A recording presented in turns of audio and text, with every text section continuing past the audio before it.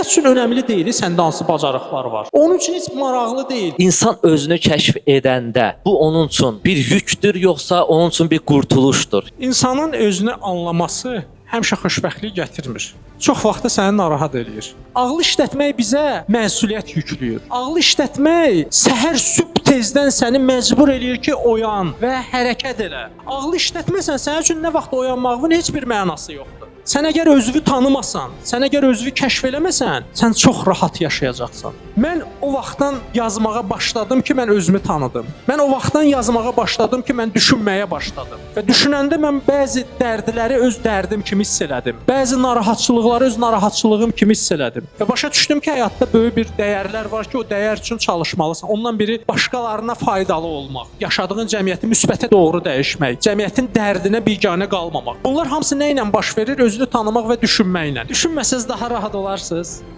Daha rahat olarsınız. Dərdiniz olmayacaq, içinizdə o narahatçılıq olmayacaq. O problemlər ki var, bu tədbiri təşkil etmək üçün onlara qatlaşırsan. Tədbiri təşkil eləməyi də istəməyəcəksən. Problemə qatlaşmaq da istəməyəcəksən. Rahat olacaqsan, rahat olacaqsan. Və sən tənqid atəşinə də tuş gəlməyəcəksən. Bura çıxmaq var, bura çıxmaq çox çətin bir şeydir. Çünki 10 nəfər səni bəyənir, 15 nəfər səni bəyənmir. O 15 nəfər məni bəyənməyəcək qorxusu səni iflic eləyir, sən oradan çıxa bilmirsən. İçərinizdə məndən də istedadlı insanlar var. Ancaq böyük potensiallı insanlar var sizin içərinizdə. O qorxularla yaşadığınıza görə, qabağa çıxmamaq qorxusu, insanlar məni görməsinlər qorxusu, mən papaq altında yatım, hamıdan gizli olun. Bax bu mənə komfort verir. Bu komfort sizin istedadınızı iflic eləyir. Həyat üçün önəmli deyil, səndə hansı bacarıqlar var. Onun üçün heç maraqlı deyil. Həyat heç kəsin qohumu deyil. Həyat üçün mən və Amerikada olan arasında heç bir fərq yox. İstedada baxmır. Sənin imkanlı ailədən,